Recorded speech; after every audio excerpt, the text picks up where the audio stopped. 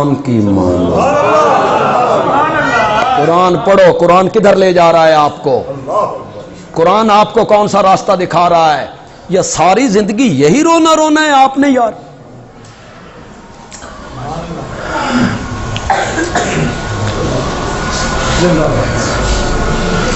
ہر M B B S doctor نے جو board لگایا ہوتا ہے اس پر لکھتا ہے ڈاکٹر فلاں ایم بی بی ایس لکھا ہوتا ہے، لکھا ہوتا ہے۔ ان کے درمیان اختلاف نہیں ہوتا، ان کی تشخیص میں اختلاف نہیں ہوتا۔ ایک ڈاکٹر کچھ کہتا ہے، دوسرا ڈاکٹر ایک کچھ تشخیص کر رہا ہے، دوسرا کچھ کر رہا ہے۔ چلو میں اوروں کی کیا، میں اپنی بات کرتا ہوں۔ بڑی مدت کی بات ہے، مجھے بخار ہو گیا، میں ایک ڈاکٹر کے پاس سرگودا گیا۔ وہ ایران میں پریکٹس کرتا تھا، پھر سرگودا آ گیا۔ اس نے مجھے چیک کیا، اس نے کہا ٹائیفائڈ ہے۔ اس نے مجھے دوائی دے دی، میں نے 2 دن استعمال کی، آرام نہیں آیا۔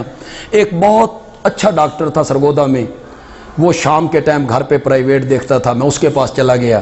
اس نے مجھے دیکھا، اس نے کہا معمولی بخار ہے، ابھی دوائی دیں گے، صبح تک ٹھیک۔ میں نے کہا جی فلاں ڈاکٹر تو کہتا ہے ٹائیفائڈ ہے، تو آپ یقین کریں اس نے پہلا لفظ بولا بکواس کرتا ہے، بکواس کرتا ہے۔ او ایران چو آیا، اس نو سرگودے دی آب و ہوا دا کی پتا، وہ ایران رہا۔ تو ڈاکٹروں کے درمیان اختلاف نہیں ہوتا ہے، ڈاکٹر اور ایلوپیتھی اور ہومیو کوئی اختلاف نہیں، ڈاکٹری اور یونانی، حکیم اور ڈاکٹر کے درمیان۔ ڈاکٹر کہتے ہیں ہڈی ناک کی ٹیڑھی ہو جائے تو نظر لگتا ہے، حکیم کہتے ہیں اس نال تعلق ہی کوئی نہیں، دماغ دی کمزوری نہ لگتا۔ چلو سبب میں اختلاف ہو گئے، حکیم کچھ کہتے ہیں، ڈاکٹر کچھ کہتے ہیں۔ ہومیو اور ہی کچھ آکھ دے وہ اور ہی کچھ کہتے ہیں، ایلوپیتھی والے کچھ، ہومیو کچھ، یونانی کچھ۔ تو ایک بندہ جب یہ دیکھتا ہے کہ وہ ڈاکٹر یار کہتا ہے میں ٹائیفائڈ ہے، وہ آکھدا ٹائیفائڈ نہیں ملیریا ہے، تو سیاںا بندہ وہ یہ جیڑا آکھے بھی چونکہ ڈاکٹروں میں اختلاف ہے میں نے تو علاج کروانا چھوڑ دیا ہے، بس میں نے علاج نہیں کروانا۔ یہ سمجھداری؟ اس وقت تحقیق نہیں کرتے ہو کیڑا ڈاکٹر چنگا؟ پھر ساڑھے جٹ بول دیں کس دے ہاتھ چ، اس میں تو بڑی تحقیق کرتے ہو۔ دین بیچارہ آ گیا ہے، وہ بھی مولوی ہے اور وہ بھی مولوی، وہ بھی ڈاکٹر ہے اور وہ بھی ڈاکٹر ہے۔ وہاں کیوں آپ کی زبانیں بند نہیں ہوتی؟ بھائی وہ بھی ڈاکٹر ہے۔ آپ مقدمہ لڑتے ہیں، مقدمہ لڑنے کے لیے آپ کچہریاں جاتے ہیں، ہر وکیل کے چیمبر کے باہر لکھا ہوا ہے B A L L B, B A L L B, B A L L B. پھر جو پہلا چیمبر ہوتا ہے آپ اس میں داخل ہو جاتے ہیں، وکیل صاحب ایرا مقدمہ لڑو۔ کرتے ہو ایسا؟ کرتے ہو یا پہلے تحقیق کرتے ہو؟ کیڑا وکیل چنگا، کون قابل ہے؟ مکان بنانا چاہتے ہو تو مجھے لالا موسیٰ کا پتہ نہیں، مجھے سرگودے کا پتہ ہے، وہاں مختلف چوکوں میں مستری بیٹھے ہیں تیسی کرنڈی لے کے صبح دے ٹائم۔ آپ مکان بنانا چاہتے ہیں، اتھو جا کے تیسی کرنڈی والا مستری پھڑ کے لے آؤ، بنا بھائی مکان۔ کرتے ہو؟ کیوں وہ مستری نہیں، تیسی کرنڈی اس کو نہیں، تو لگاؤ نا اس کو مکان پہ۔ وہاں تو کہتے ہو یار، دوستوں سے مشورہ کرتے ہو کیڑا مستری چنگا، چنائی کیڑی چنگی کردا، ٹائل کیڑی چنگی لاندا، فرش کیڑے چنگے پاندا۔ نہیں کرتے ہو؟ نہیں کرتے ہو؟ پھر وہ آپ کا دوست کہتا ہے یا فلاں مستری ہے نا یار کمال کا ہاتھ ہے، اس کا چنائی کرتا ہے مزہ ہی آ جاتا ہے، ٹائل لگاتا ہے مزہ ہی پھر آپ اس مستری کو بلاتے ہیں، پھر اس کو کہتے ہیں پہلے اپنا کام دکھا پھر میں مکان بنانا۔ مکان بنانا ہی تے مستری دی تحقیق، علاج کروانا ہے تو ڈاکٹر کی تحقیق، مقدمہ لڑنا ہے تو وکیل کی تحقیق۔ اے دین بیچارہ آ گیا، وہ بھی مولوی تھے، یہاں کوئی تحقیق نہیں کرنی، یہاں کوئی پہچان نہیں کرنی۔ کس سے کہانیاں کس کے پاس ہیں اور رب کا قرآن کس کے پاس ہے؟ اتنی سمجھ نہیں آ رہی آپ کو؟ میں صرف ایک آیت پیش کرنے لگا ہوں، سورت یونس کی غالباً آیت نمبر 28 ہے. یہ جو نیک بزرگ ہیں جن کی پوجا پاٹ کی گئی، جن کو پکارا گیا، جن کے نام کی نظر و نیاز دی گئی، نیک لوگ یہ میدان معاشر میں جا رہے ہیں اور ان کے پیچھے ان کے پکارنے والے بھی جا رہے ہیں، کیونکہ انہوں نے دنیا میں ان کا ذہن تھا بھئی انہیں چھڑا کے انہوں پھڑی رکھو، تو یہ ان کے ساتھ ساتھ ہیں. یہ سورت یونس ہے، سورت یونس. اللہ تعالیٰ پیچھے سے کہتے ہیں مکانکم انتم و شرکاؤکم، تم بھی ٹھہرو اور تمہارے شریک بھی ٹھہرے. کہاں جا رہے ہو؟ ادھر آؤ، میں تو نال کچھ گلاں کرنیاں نے. مکانکم انتم و شرکاؤکم، ٹھہر جاؤ، رک جاؤ. اور نوجوانوں، اے بت ٹر کے جا رہے ہیں جنہوں اللہ پچھو آخ رہا ٹھہر جاؤ. تمہیں اللہ کا ڈر نہیں آتا یہ کہتے ہوئے کہ وہ بت پوجتے تھے؟ یہ بت چلتے ہوئے جا رہے ہیں جن کو اللہ پیچھے سے کہہ رہا ہے ٹھہر جاؤ. تو جس معاشرے میں میرے پیارے آئے، جس ماحول میں آئے میرے پیارے پیغمبر، ساری برائیاں اس معاشرے میں کیا تھیں؟ شرک ان میں، کفر ان میں، ظلم ان میں، قتل و غارت ان میں، چوری چکاری ان میں، ڈاکہ زنی ان میں، لوٹ مار ان میں، سود خوری ان میں، زناکاری ان میں، بچیوں کو زندہ قبروں میں گاڑ دیتے تھے. اتنا ظلم. یہ ساری برائیاں اس معاشرے میں موجود تھیں جس معاشرے میں میرے نبی آئے تھے. اس معاشرے کا نام رکھا گیا دور جاہلیت. کیا نام رکھا گیا؟ حالانکہ نام ہونا چاہیے تھا دور شرک و کفر، نہیں رکھا گیا. دور زناکاری، دور سود خوری، دور قتل و غارت نہیں رکھا گیا. بڑی کام کی بات کرنے لگا ہوں، کتنے لوگ اس کو سمجھیں گے؟ بڑی کام کی بات. اس دور کا نام اس گناہ کے نام پر نہیں رکھا گیا، اس دور کا نام اس برائی کے نام پر نہیں رکھا گیا، اس کا نام رکھا گیا دور جاہلیت. دور جاہلیت. بندیالوی کہتا ہے اس کا مطلب یہ ہوا تمام برائیوں کی جو جڑ ہے وہ جہالت ہے. تمام برائیوں کی جو بنیاد ہے وہ کیا ہے؟ جہالت ہوگی تو شرک ہوگا، جہالت ہوگی تو کفر ہوگا، جہالت ہوگی تو سود خوری، جہالت ہوگی تو زناکاری، جہالت ہوگی تو ظلم، جہالت ہوگی تو رشوت خوری ہوگی، ظلم ہوگا، قتل و غارت ہوگی. اس لیے اس کا نام رکھا گیا دور جاہلیت. میرے رب کی رحمت متوجہ ہوئی اور اللہ نے چاہا کہ اس جہالت کی کالی چادر کو ہٹا دیا جائے، سویرا روشنی نمودار ہو. تو اللہ نے میرے نبی کے سر پر نبوت کا تاج رکھا. اس دور کو ختم کرنا تھا، میرے نبی کے سر پہ نبوت کا تاج رکھا اور وہی کے پہلے لفظ اترے اقرا. پڑھیے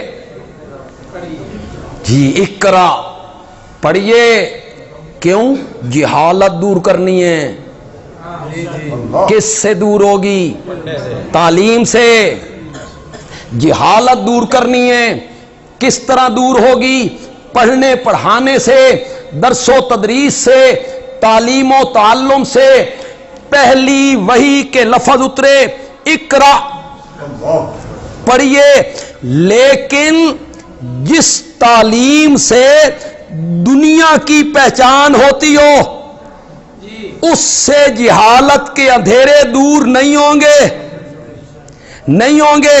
بڑھیں گے اس تعلیم سے جہالت کے اندھیرے دور ہوں گے جس کے پڑھنے سے رب کی پہچان ہوتی ہو. اس لیے کہا اقرا بسم ربک، اقرا بسم ربک الذی خلق. جہالت کو دور کرنا ہے تعلیم کے ذریعے، اور تعلیم بھی کون سی؟ جس کے پڑھنے سے کس کی پہچان ہوتی ہو.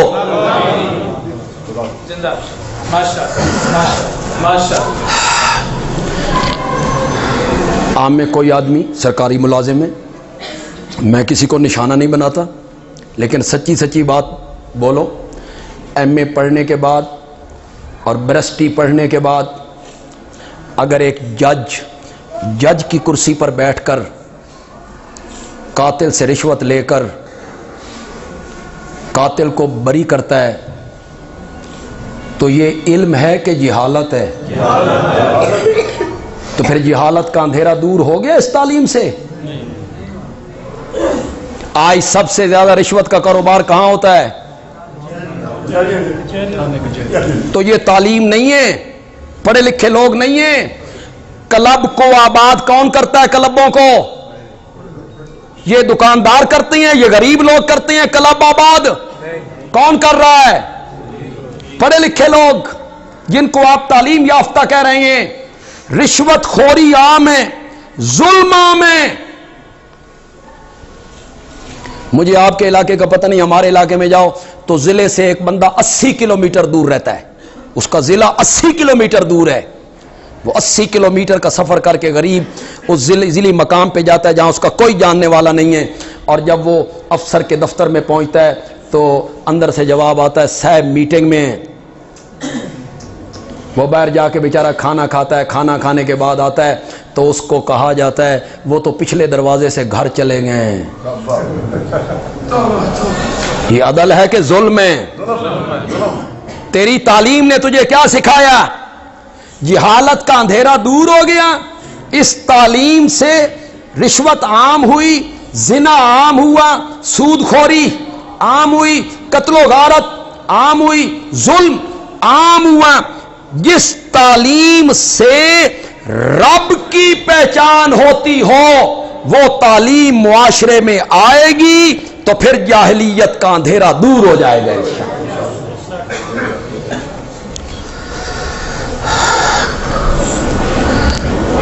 دنیا کی تعلیم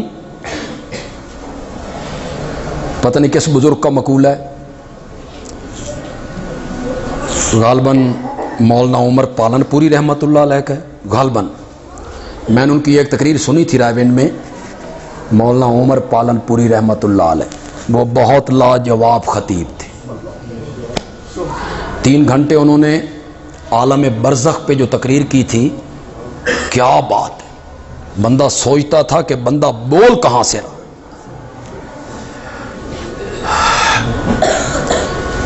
دنیا کی تعلیم اچھے اچھے سامان بنا سکتی ہے، رات کو دن میں بدل دیا. یہ دنیا کی تعلیم نے بدل. پنکھا دنیا کی تعلیم، اے سی دنیا کی تعلیم، کار، جہاز، ٹرک، ریل گاڑی، اور ساریاں گلاں چھوڑو یار، موبائل. کیسا انقلاب آیا، کیسا انقلاب پیدا کر دیا اس نے. موبائل، کمپیوٹر کس نے ایجاد کیا؟ دنیا کی تعلیم نے، سائنس نے. اس سے قطعاً انکار نہیں ہے. دنیا کی تعلیم اچھے اچھے سامان بنا سکتی ہے، اچھے انسان نہیں بنا سکتی. اچھے انسان صرف محمد عربی کی تعلیم بنا سکتی. پھر ان سامانوں کا کیا ہے؟ سامان تو خود بخود آ جاتے ہیں. بس ایک جملہ کہنے لگا ہوں، یہ بھی مولانا عمر پالن پوری کا جملہ ہے. میں نے بہت مدت پہلے ان کی تقریر سنی تھی اور آج بھی یہ جملہ میرے ذہن میں کھٹک رہا ہے اور گونج رہا ہے. کھٹک نہیں، گونج رہا ہے آج بھی یہ جملہ. بہت خوبصورت جملہ ہے، آپ بھی سنیے، مزہ حاصل کیجیے، لطف حاصل کیجیے. انہوں نے فرمایا میرا نبی مکے میں، مدینے میں انسان بنانے کی محنت کر رہے تھے. یہ کیا بن جائیں؟ انسان بن جائیں. کفر نکل جائے، شرک نکل جائے، فسق و فجور نکل جائے، ظلم، زیادتی، حقوق العباد میں کوتاہی نہ ہو. یہ اچھے انسان بنے، اچھے انسان بنے. میرے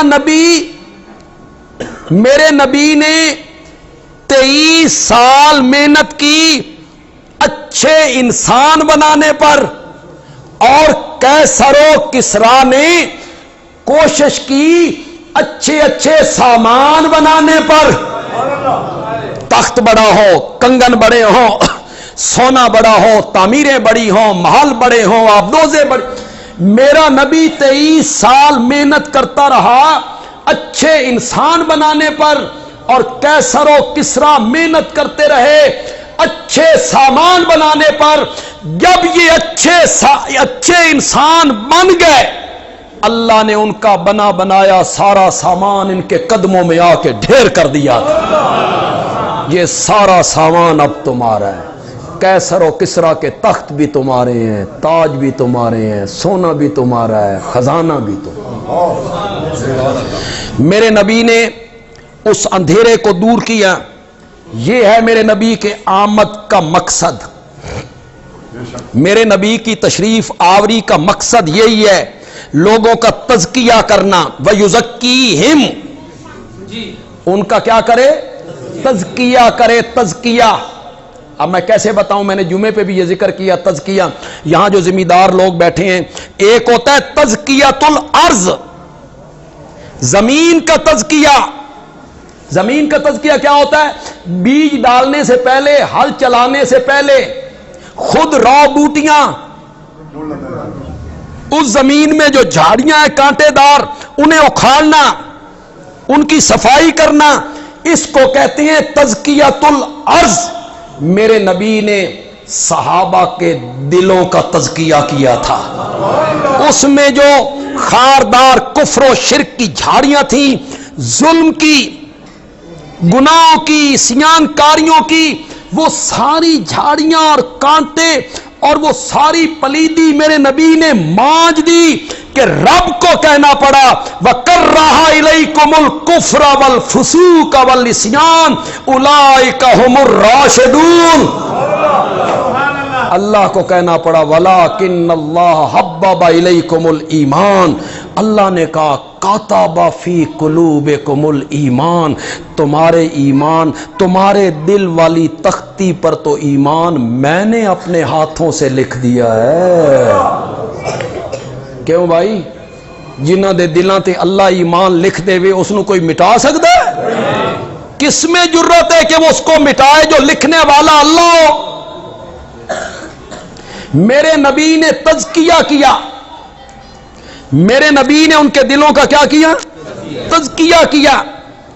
یہ سارے رذائل، سارے گناہ کھرچے، قرآن کا رنگ چڑھایا، قرآن کا رنگ چڑھایا. جو مشرک تھے انہیں موحد بنا دیا. اب انقلاب آنے لگ گیا. یہ میرے نبی کے آنے کا مقصد تھا. کئی لوگوں کو تو ابھی تک یقین نہیں ہے کہ نبی پاک آ چکے ہیں. پتہ نہیں میری گل سمجھے کہ نہیں سمجھے. کئی لوگوں نو حالے میں یقین نہیں کہ آ چکے ہیں. وہ کہتے ہیں اب آ رہے ہیں. آمد انا للہ، اب آ رہے ہیں. واہ بھائی واہ. آپ کو اتنا بھی یقین نہیں ہے کہ میرے نبی آج سے 14.5 صدیاں پہلے آ چکے ہیں؟ پھر اسی پہ سارا زور صرف کر دینا. میلاد، ولادت، میرے نبی پیدا ہوئے تھے، میرے نبی کی ولادت ہوئی تھی، میرے نبی فلاں گھر میں پیدا ہوئے، فلاں تاریخ کو پیدا ہوئے، فلاں شہر میں پیدا ہوئے، میرے نبی کی ولادت ہوئی، میلاد ہوا.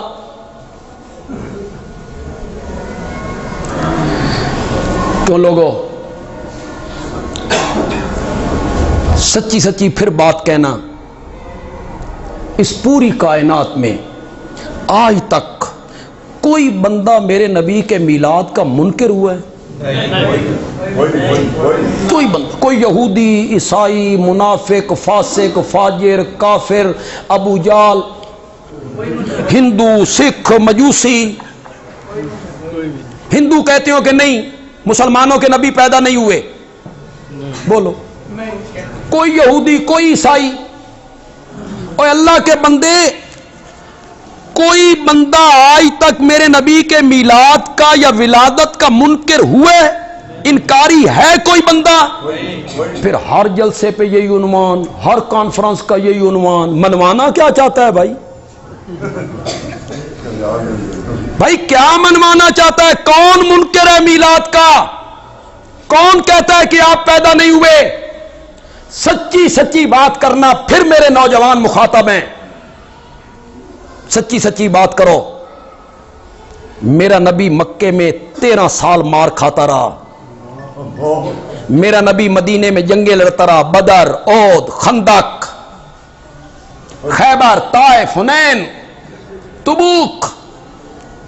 میرے نبی نے یہ ساری جنگیں اس مقصد کے لیے لڑی تھیں، اے لوگو مان لو میں پیدا ہویا ہوں.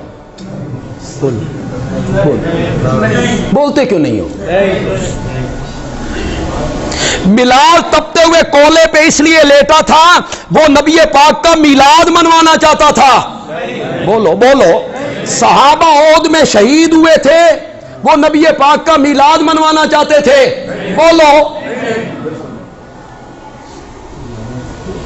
تو پھر مانو میرے نبی نے جو محنت کی وہ میلاد منوانے کے لیے نہیں، اپنی سیرت منوانے کے لیے کی. میری سیرت مانو. صحابہ نے جو مار کھائی تھی وہ میلاد منانے کے لیے نہیں، نبی پاک کی سیرت منوانے کے لیے کی مار کھائی تھی. پھر ایک بات کا اور جواب دے دو. میں یہ جتنی باتیں کر رہا ہوں میں اس پر بڑی تفصیلی تقریر کر سکتا ہوں، لیکن میں یہاں کتنی تقریریں مختصر سے جملوں میں کر کے جا رہا ہوں. بولو لوگو، میری اور آپ کی عملی زندگی، میری اور آپ کی عملی زندگی کیا ہے؟ میرا گھر میں آنا، میرا بیوی سے سلوک، بچوں سے سلوک، باہر آنا، دکانداری، سیلز مینوں سے سلوک، مسجد میں آنا، مسجد سے نکلنا، وضو کرنا، کسی جنازے میں شامل ہونا، حقوق العباد، معاملات. یہ جو میری اور آپ کی عملی زندگی ہے اس کا تعلق نبی پاک کے میلاد سے ہے یا سیرت سے ہے؟ تو ہر دفعہ میلاد میلاد کر کے کیا منوانا چاہتا ہے بھائی؟ جبکہ میری زندگی کا تعلق نہیں اس سے. میری زندگی کا تعلق کس سے ہے؟ سیرت سے، کہ میرے نبی کی سیرت کیا ہے اس سے تعلق ہے نا. لیکن تم یہ بیان نہیں کرو گے، میرے نبی کی سیرت کی طرف نہیں آؤ گے، نہیں آؤ گے، نہیں آؤ گے. میرے نبی کی سیرت بیان کرو نا تو تمہاری سیرتیں کھل جائیں گی. اس لیے تم کہتے ہو نبی پاک کی سیرت بیان نہ کرو. انہوں لائی رکھو، جھنڈیاں لاؤ، لائٹیں لگاؤ، پہاڑیاں بناؤ، چونے ڈالو، دکانیں سجاؤ، نعتیں پڑھو. اس طرف لگا دیا آپ نے قوم کو. بھکاری بن کے کھڑے ہو جاؤ، چندے مانگو گلیوں پر. لاہور میں چندہ مانگتے ہوئے ایک عیسائی سے انہوں نے چندہ مانگا. اس عیسائی نے صرف ایک جملہ کہا کہ کل 25 دسمبر گزرا ہے، ہم نے بھی میلاد مسیح بنایا ہے، ہم نے تو تم سے چندہ نہیں مانگا.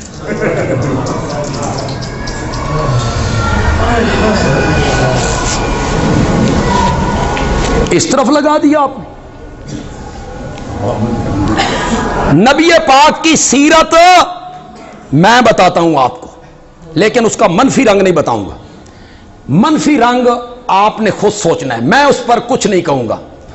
میرے نبی نے ساری زندگی کسی عورت کا ہاتھ اپنے ہاتھ میں لے کر بیعت نہیں کی. یہ میرے نبی کی سیرت ہے.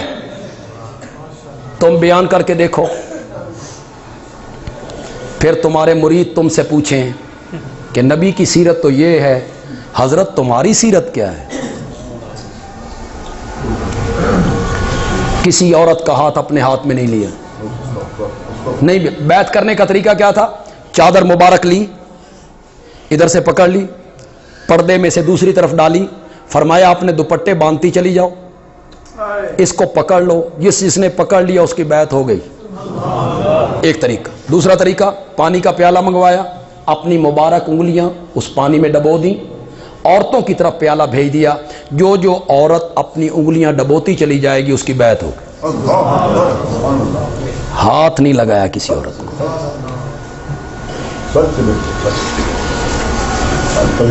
لوگوں، اگر میرا نبی کسی عورت کا ہاتھ میں لے بھی لیتا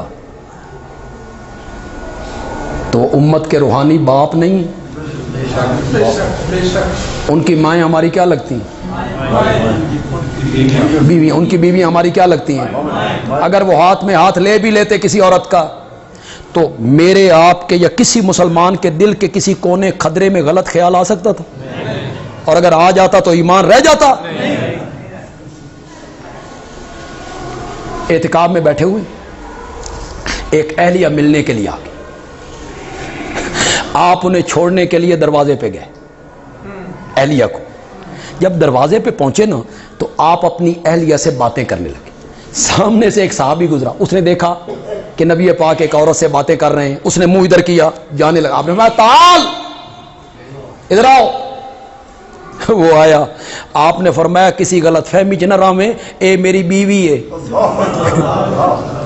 اے میری۔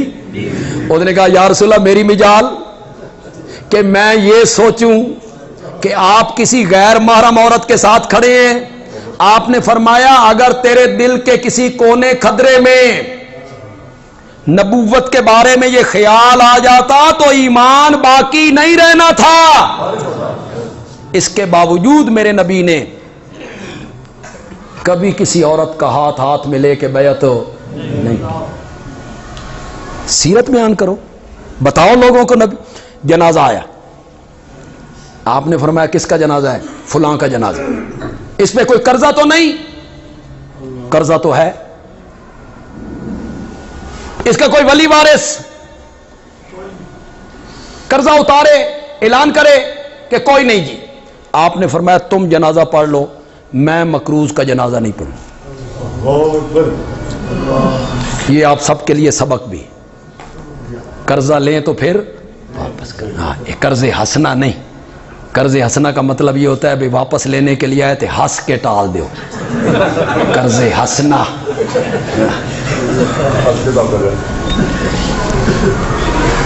قرضہ لیں تو واپس کریں، اتنی سخت وعید ہے۔ نبوت نے جنازہ نہیں پڑھا۔ اس وقت بیت المال میں کمزوری تھی، غربت تھی، خوشحالی آئی نا، جنازہ آیا۔ میں اس پر بھی منفی رنگ نہ بیان کروں تو یار اچھی بات ہے، میرے کو منفی رنگ نہ چڑھاؤ، خود سمجھ جانا کہ میں کہنا کیا چاہتا ہوں۔ جنازہ آیا، آپ نے فرمایا کون ہے؟ فلاں ہے۔ قرض تو نہیں ہے؟ کوئی ولی وارث؟ کہ کوئی نہیں۔ آپ نے فرمایا یہ غریب مقروض، اور اس کے بعد جو مسلمان مقروض مرے گا اس کا قرضہ محمد عربی ادا کرے گا۔ جی میں ادا کروں گا۔ یہ ہے نبی کی سیرت۔ تو میت واسطے ختم بھی مفت نہیں پڑتا، تو اپنی سیرت دیکھ، نبی کی سیرت دیکھ، اپنی سیرت دیکھ۔ تو اس کے لیے دعائے مغفرت مفت کرنے کے لیے تیار نہیں، جنازہ مفت میں پڑھانے کے لیے تیار نہیں۔ اور میرے آقا کی سیرت کیا ہے؟ اس میت کا قرضہ میرا نبی اپنے ذمے لے کے جا رہا۔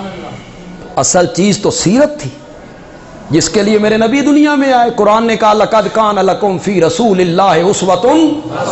میرے نبی نے انقلاب پیدا کیا، جو مشرک تھے موحد ہو گئے، کافر تھے وہ مومن ہو گئے۔ میرے پاس تفصیل کا وقت نہیں، میں بس کہتا چلا جاؤں گا، اللہ کرے آپ سمجھتے چلے جائیں۔ جس دور کا نام دور جاہلیت تھا نا، میرے نبی نے جب قرآن کا رنگ چڑھایا تو وہی دور ہو گیا خیر القرون قرنی۔ خیر القرون کرنی، سب سے بہترین زمانہ میرا زمانہ ہے جس میں ابو بکر رہتا ہے۔ پہلے یہ دور کیا تھا؟ جس میں عمر رہتا ہے، عثمان رہتے ہیں، حیدر کرار رہتے ہیں۔ کبھی یہ دور جاہلیت تھا، اب یہ خیر القرون ہو گیا، خیر القرون ہو گیا۔ کبھی عرب والوں کا نام کسی کے سامنے لیا جاتا، طائف، مصر، تو وہ لوگ کہتے چھوڑو عرب کے بدو، وہ لٹیرے، وہ قافلے لوٹنے والے، قتل و غارت کرنے والے، نام نہ لو ان کا۔ میرے نبی نے اس معاشرے کو بدلا، قرآن کا رنگ چڑھایا، تو آج ان کا نام زبانوں پہ آئے تو زبانیں بے اختیار پکار اٹھتی ہیں رضی اللہ عنہم۔ کیسا انقلاب آیا، میرے نبی نے کیسا معاشرے کو بدل کے رکھ دیا۔ وہ جن کا نام کوئی نہیں سنتا تھا وہ رضی اللہ عنہم ورضوا عنہ ہو گئے۔ جو جھوٹ بولتے تھے، اور بندہ جھوٹ بولے تو فرشتے کئی میل دور بھاگ جاتے ہیں بدبو کی وجہ سے، جو جھوٹ بولنے کی وجہ سے آتی ہے، وہ جھوٹ بولتے تھے، فرشتے ان سے دور بھاگتے تھے۔ میرے نبی نے قرآن کا رنگ چڑھایا تو انہی میں سے ایک آدمی جنگ احد میں شہید ہوا تو اس کو غسل دینے کے لیے آسمان سے فرشتے اترنے لگ گئے تھے۔ کیسا انقلاب میرے نبی نے پیدا کر دیا تھا، جن کو کہا گیا وَإِن كَانُوا مِن قَبْلُ لَفِي ضَلَالٍ مُبِينٍ، میرے نبی کے آنے سے پہلے تم واضح گمراہی میں تھے، کھلی گمراہی میں تھے۔ میرے نبی کا احسان تھا، اللہ کا احسان تھا، اللہ نے تم پر احسان کیا۔ کب؟ جب پیدا ہوئے، فرمایا نا اذ بعث فیہم رسولا من انفسہم، اللہ نے احسان کیا جب مومنوں میں انہی میں سے اللہ نے ایک رسول بھیجا جو ان پر قرآن کی آیتیں پڑھتا ہے، ان کو پاک بناتا ہے، کتاب و حکمت سکھاتا ہے۔ وَإِن كَانُوا مِن قَبْلُ لَفِي ضَلَالٍ مُبِينٍ، اس نبی کے آنے سے پہلے وہ کیا؟ کھلی۔ اللہ تعالیٰ عمل کی توفیق عطا فرمائے۔ الحمدللہ رب العالمین۔